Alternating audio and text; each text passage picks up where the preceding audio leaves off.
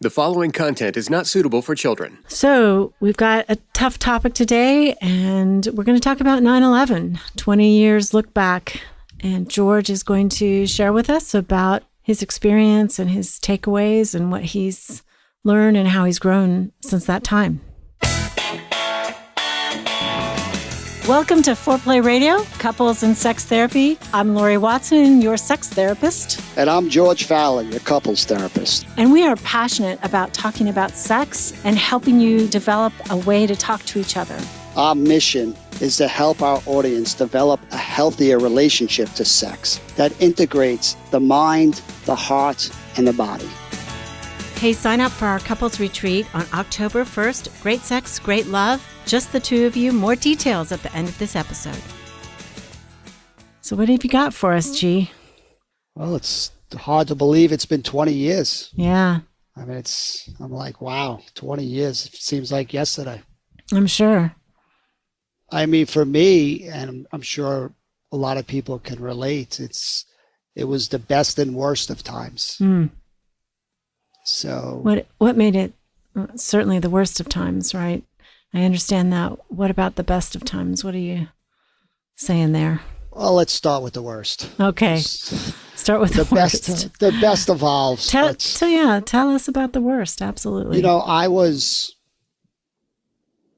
actually at home when I got the phone call, turn on your TV, the first tower had been struck, at which time my firehouse recalled, right? There was a recall in a New York City Fire Department, which was to call guys off duty back because they had a feeling, you might need extra manpower.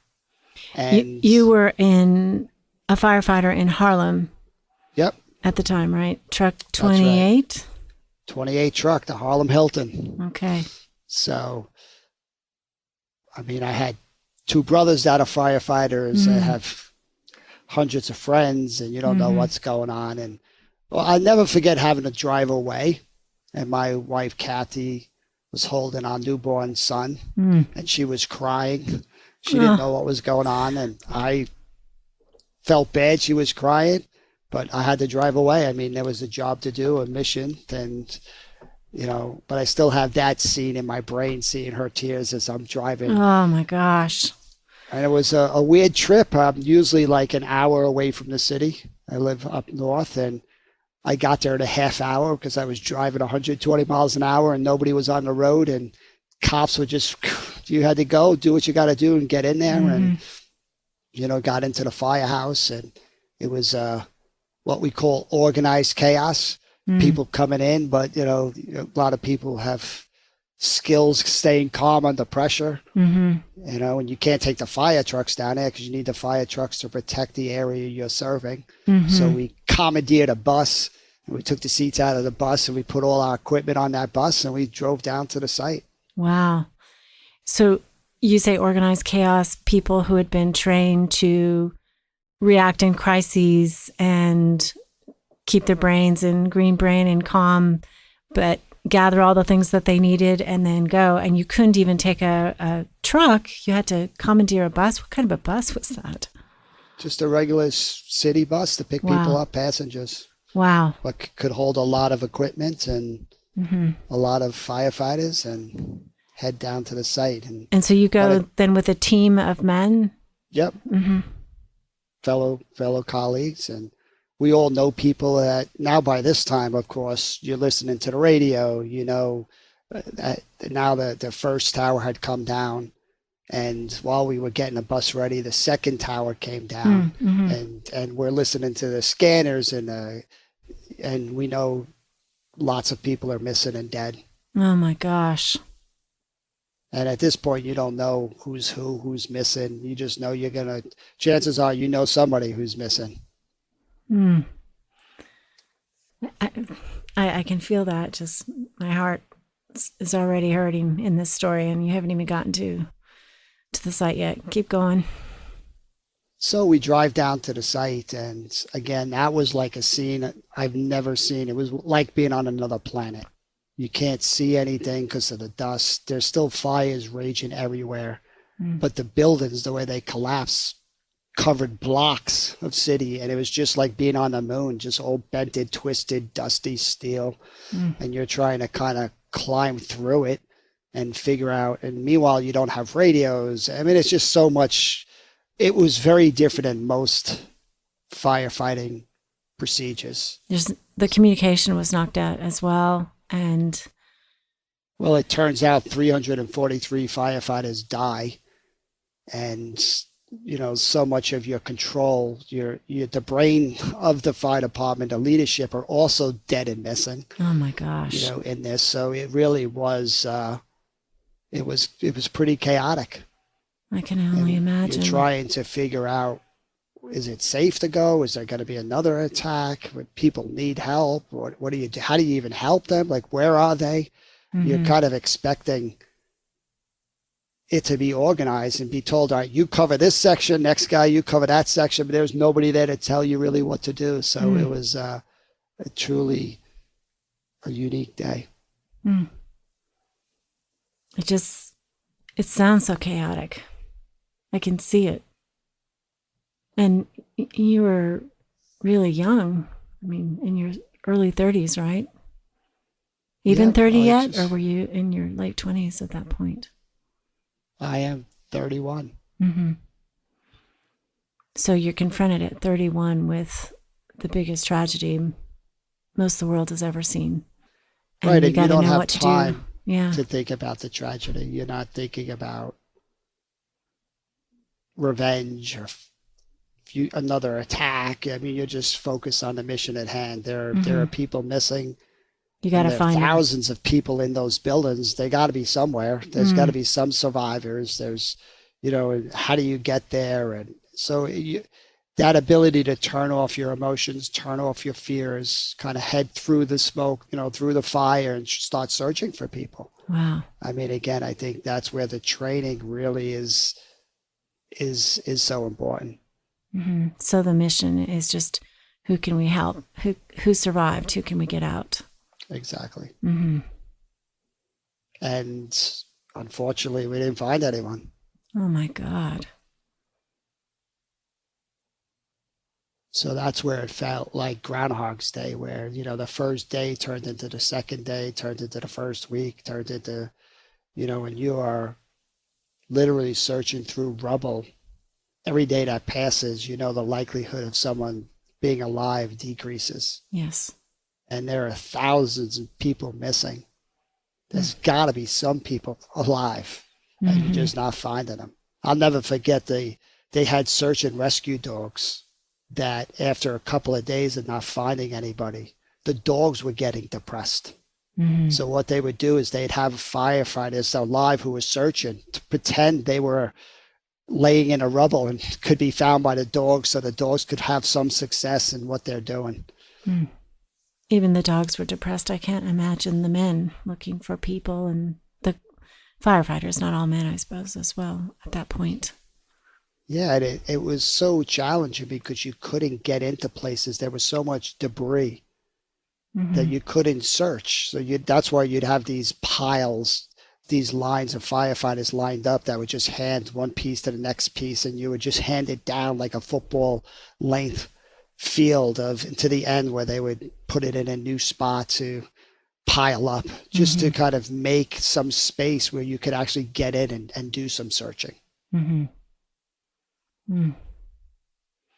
So many people just trying to clear a little bit away in the hopes of finding somebody who's alive. Right. And I remember, I don't remember what day, maybe a couple of days in, we had finally got into a void, and it opened up, and we got into like the cellar of the Trade Center, the basement area, where it was weird because there were areas that were not collapsed. So you would have rooms and you'd bust open a door and there'd be a table there and everything was fine. So we thought we'd maybe find some people down there, and we didn't find anybody, or the elevators were still intact and we'd forced the elevators open and nobody was there. How awful. And I think as the days would mount, the moral victories would be finding bodies or finding body parts, because at least you knew people could be identified with DNA, and that's how you'd follow your nose. And if you would smell something, a body decaying, that somebody probably was there, and then you'd have to get your tools and machines and try to kind of find them and kind of cut them out. Oh my gosh. That's the victory, finding a body part or somebody who's gone. Right, and those would be those emotional moments when they would find, a squished fire helmet, and you would know that probably was a firefighter that you're finding. And, you would have if you could identify that helmet, you would probably have guys from that firehouse kind of come to take the body out, to have some kind of ceremony that kind of honors this sacrifice. And, and take that, everybody would stop on the site as this body was removed. And then, then you go back to work. Sort of like a military salute, a department salute. How did you survive that, George? Like in your mind and your heart? You don't know what you're capable of, right? Until you have to face it. I mean, what other choice do you have? Firefighters make a promise. You don't leave anyone behind. Yeah. Right. If I was one of those guys stuck, that there would be people doing everything humanly possible to come and get me. So that's exactly what I was going to do for them. It was that mission that pulled you through. It's, it is the mission, but it's also, love that, it's not about you. Oh, in it those is moments definitely love. Yeah. And there were a bunch of those guys missing that I knew. And, I think there were so many different layers to it. I mean, there was the early just trauma of the event and the smoke and the debris. And then there was the more prolonged work itself, trying to remove debris and find bodies. And, it was during that time, I don't know, a couple months in, that, we started to get feedback in the firehouses around just a lot of people struggling, not knowing when the next attack is going to happen. And at that point, there was no counseling unit. I mean, there was a counseling unit, but it was mostly, say, of a force of 10,000 firefighters, there would be one or two therapists that mostly were dealing with some kind of addiction or some kind of, crisis that they'd have to intervene. But there was nothing proactive to help people with their mental health or anxiety or depression. And yet an event like this, exactly, that's going to happen. And it was no different than anything else. There were a lot of people struggling. I'm sure. I think that's where, at the point I had just finished my graduate program as a therapist, but I had no plans of ever working with firefighters because I don't want to hear about their feelings and they don't want to talk to me. So it was like this was something I'll do, a second career, maybe 10 years down the road. But I knew they could use help. So on my days off, I was also a volunteer peer counselor that would basically do what they call critical incident stress debriefings. You'd go to a firehouse that lost 14, 15 firefighters, and you'd meet at the kitchen table, and you would just try to kind of help however you could logistically, identify people struggling. And, those were some really vulnerable moments where people have lost their best friends and the world is turned upside down and people are worried about their health and other attacks. And you would just sit there feeling pretty helpless, not knowing really what you could do. But some predictable things started to emerge, right? There was post-traumatic stress. There were people having panic attacks. There was depression. There were people acting out. And there were a lot of relationships struggling. And that's where like a bell went off in my head. And I was like, wow, relationships are struggling here. Who's going to help these guys talk about this stuff? I mean, there's a saying in most firehouses that says, whatever you see here stays here, right? You don't want to share gory details with your partner at home. You don't want to traumatize them. Right. So you protect them and you can share it. But the problem is in a firehouse, you can't really share fear. That's something people don't talk about. And you don't want to share that at home. So here you are having all these firefighters with high degrees of fear because the uncertainty of what's happening, but really no outlet to go with those fears. So that's where I was like, you know what, maybe I should try to help in that area. And I was in a big room with lots of therapists, and they were going down a list. Who wants to help firefighters with post-traumatic stress? 50 hands went up. Who wants to help firefighters with depression? 50. Then they got to marriage. Who wants to help couples with their marriage relationships? And no hands went up. And I was like, what is going on here? I am a marriage therapist. I probably could help here, but I don't want to see firefighters and their partners. So I was like, the internal battle, and finally it felt like forever. I was like, I even me doing a bad job's got to be better than no one at all. So I like tentatively raised a finger, and that director, I still don't to this day know how he saw that finger, but he was like, who's that? George Fry? Great. You got the couples. And from that moment, I would work every Thursday at the counseling unit. That next Thursday, I had 10 couples show up in my office. Gosh.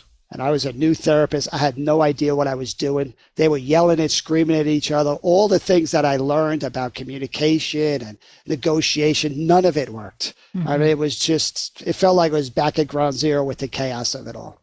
So it was in that trial by fire, literally, that yes. I remember reaching out to Sue Johnson because I had remembered an article that really resonated about seeing patterns, and that maybe helps my tactical brain.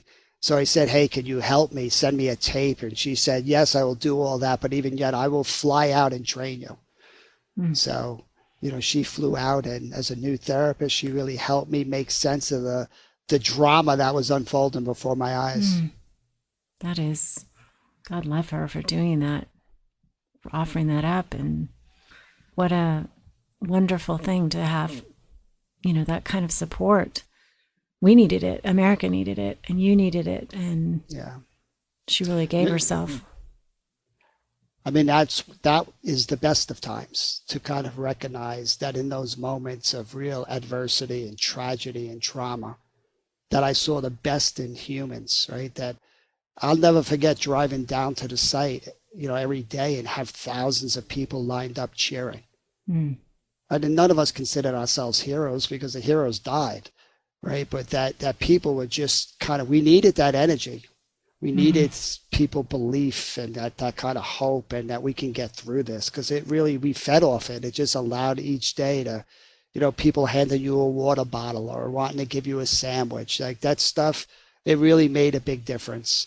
And I saw that with therapy. It weren't big egos. It was like people were just really united and focusing on the mission of recovery. Mm-hmm. And everybody had different gifts to give, but everybody just gave what they have. And, I can still get goosebumps now thinking about how united we felt as a people, mm-hmm. how we were all part of something so much bigger than just our own struggles. People gave their loaves and fishes, and then the needs were met. Exactly. And I think then on a personal front, me and my wife were set up to miss each other, because I didn't know how to talk about what I was saying. I didn't want to burden her. The rules were don't share any of this. She was trying to protect me. Meanwhile, we have a brand new baby and I'm never home, and she's struggling. She's worried about what's going to happen next. We're both got fears through the roof, but we can't talk about it. Mm. Right? How could that not create distance? And, you start to run into more and more problems. So I remember that was probably a critical breakthrough. I was sitting there with my wife, and I had all this stuff going on in my head. And I remember that saying in a firehouse that says, whatever you say, see here, stays here. And I was like, wait a second, this is bullshit. There's something about, I don't have to get into the gory details, but just to talk about, I'm nervous. I don't know what's going to happen next. I feel pretty helpless. I'm a fixer and a doer, and I don't know how the heck to fix these things. Mm. I was spending my days off going to 3 or 4 funerals a day. Oh my gosh. My son is 4 or 5 months old, and he's in a backpack on my shoulders as I'm standing there watching, a dead firefighter's son kind of wear his helmet. Mm-hmm. I mean, there was a ton of heartbreak, and not a lot of places to go with it. Mm. So really learning how to turn towards my wife and let her in, and having her let me in, was probably one of the few times I I saw the power of vulnerability to experience the safety of that. That I might not fix the things I'm up against, but I can make a choice to face it alone or face it with somebody who's got my back. Mm-hmm. And that really was a powerful shift for me. Mm. She faced a lot too, Yeah. all the fear. And I have heard that from you before, of her standing with the baby in her arms and letting you go. And that maybe as a woman, that really touches me.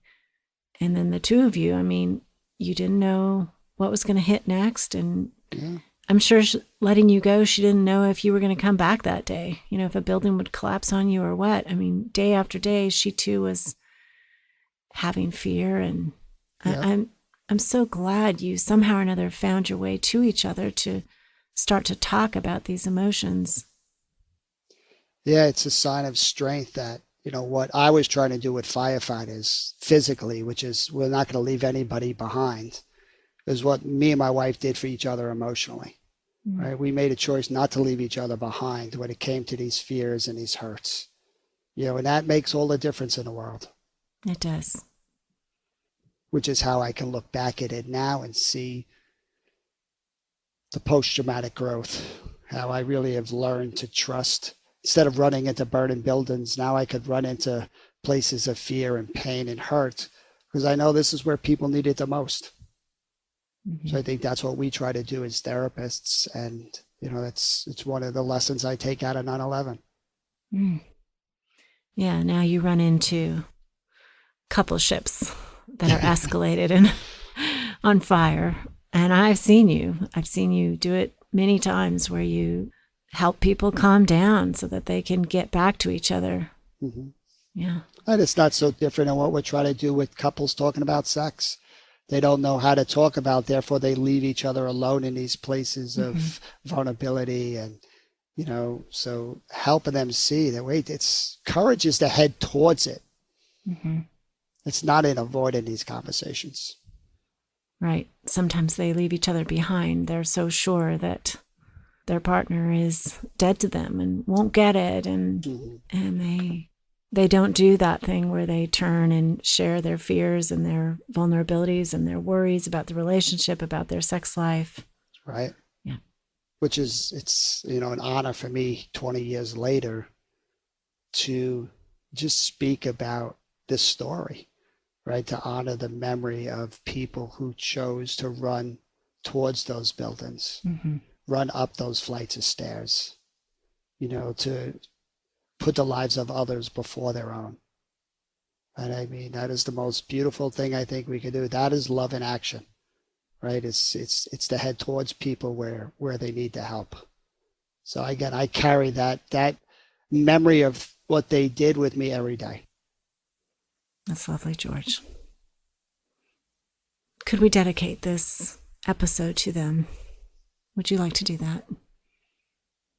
Sure. I mean, this episode's in memory of all of those people lost on 9/11, both professionals running towards and civilians just doing everyday life.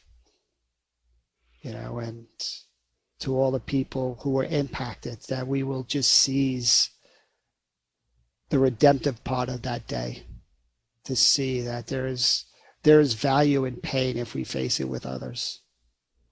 Right? The worst thing that we could do is to dishonor their memories, to go back to a divided world where we just focus on our own self-interest, and we lose that collective cohesion that was so palpable on those months after 9/11. Thank you. So we thank you for listening. Don't leave your partner behind. Stay safe, everyone.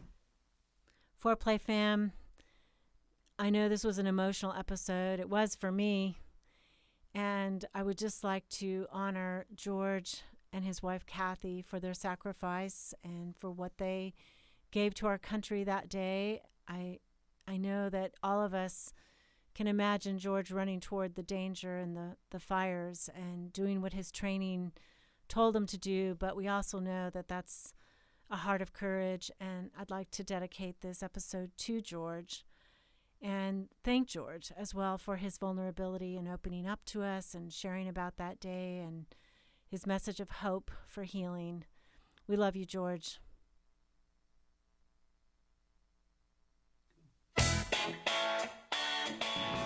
Our couples retreat is coming up, and we'd love to invite all of you. It's going to be on October 1st, which is a Friday from 10 to 4:30 Eastern Standard Time. We're offering an early bird discount for the first 20 people who fully pay and sign up.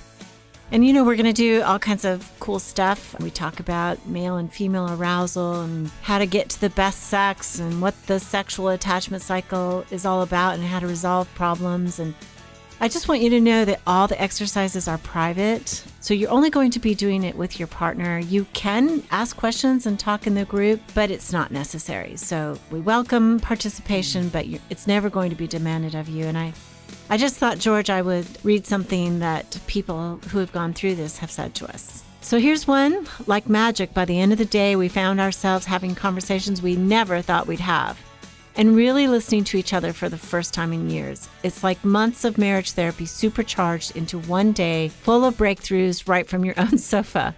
If enough people attend this conference, my divorce firm will go out of business. Thank you.